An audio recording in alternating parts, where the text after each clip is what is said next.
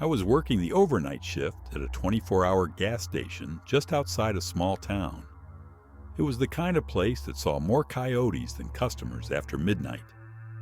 I didn't mind. It was quiet, and the pay was decent. Around 2:30 a.m., I noticed a man walk in. He was tall, maybe mid-40s, wearing an old bomber jacket with patches that looked military. His beard was uneven, and his eyes were glassy. He didn't greet me, just walked straight to the freezer aisle. At first, I thought he was grabbing a soda, but he didn't open the door. He just stood there, staring through the glass at the frozen dinners, like he was hypnotized. I asked if he needed help, and without looking at me, he said, "They're not cold enough." I didn't know what to say, so I just stayed behind the counter. After about a minute, he opened the freezer door, reached in, and pulled out one of the meals. Then he set it on the floor, closed the door, and walked to the next freezer. He did this again and again. 4 meals, all sitting in a neat little row on the tile. Then he turned to me and asked, "Where's the walk-in?" I told him it was in the back, thinking he wanted to buy in bulk or something. But as soon as I pointed, he started walking toward the employees-only door. I told him he couldn't go back there, but he didn't respond. He went straight into the walk-in freezer and closed the door behind him. At first, I figured maybe he was homeless and wanted to cool off. But after a minute passed, I realized I couldn't hear him moving. I went to check, and when I opened the freezer, it was empty. No man. No sign of the door being opened again. The only exit from that freezer is the one I just came through. Security footage later showed him walking in, but never walking out. The police didn't find him either. I worked 2 more shifts before quitting. That freezer's still there. I still wonder if he's in it.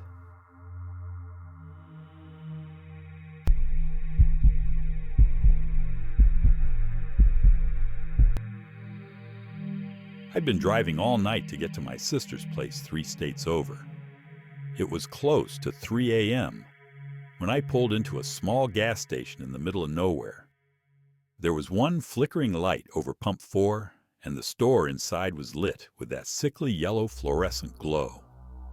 Inside, I bought coffee and some jerky. The clerk was an older woman who didn't say much, just stared at me as I paid.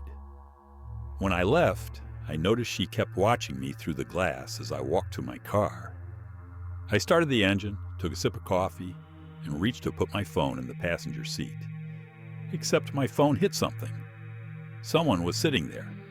It was a man, pale, unshaven, eyes wide open. He whispered, "Drive." I froze. He repeated it, louder this time. My fight or flight kicked in, and I shoved my door open, screaming for help. The man slid out of the passenger seat without a word and ran around the back of the gas station. The clerk came rushing outside, saying, "I told him not to come back." She said he'd been hiding behind the dumpster for the past week, waiting for people to leave their cars unlocked. He never robbed anyone, just sat in the car until they noticed him. I still don't know why he picked me, or why he wanted me to drive.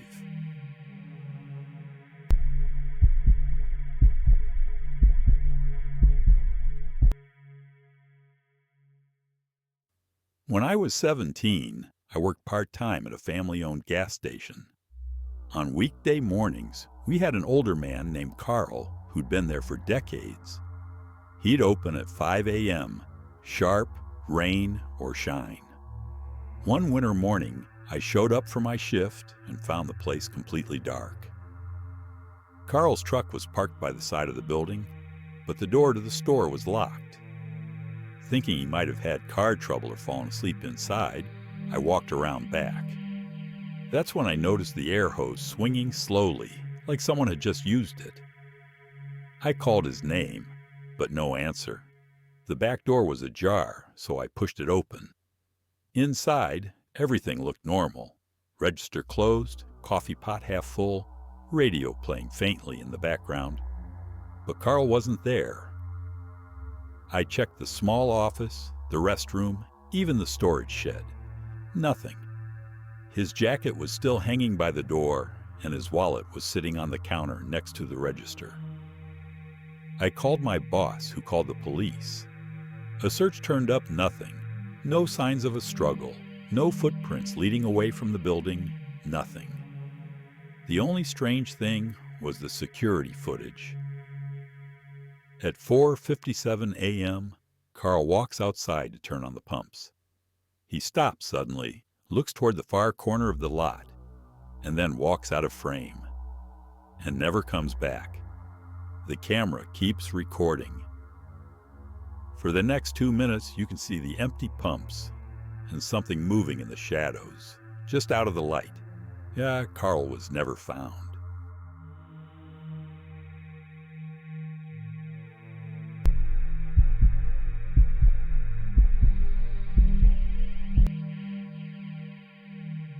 I was driving cross-country from California to Kansas to visit family.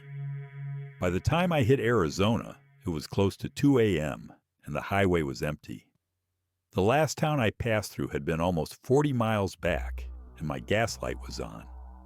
When I finally saw a glowing sign up ahead, Fuel Snacks. Open 24 hours, I felt relief.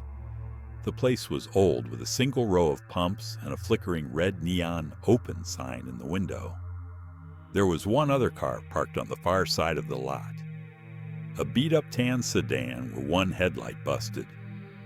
Inside, the station smelled like dust and coffee that had been sitting too long. The shelves were half empty. The cashier was an older man with a deeply lined face and cloudy blue eyes. He gave me a polite nod, but his gaze didn't feel right. Like he was looking through me, not at me. As I paid for my gas, I noticed something. There was no sound outside, no hum of the neon sign, no chirp of crickets, no wind, just silence. While filling my tank, I caught movement in my peripheral vision. The tan sedan's driver's side door was now open, even though I hadn't heard it. A man was standing just beyond the pump light, his face in shadow. He wasn't moving, just watching. I tightened my grip on the nozzle and tried to act casual. But the second I glanced back, he was closer, still standing, still silent, but now only about 15 feet away.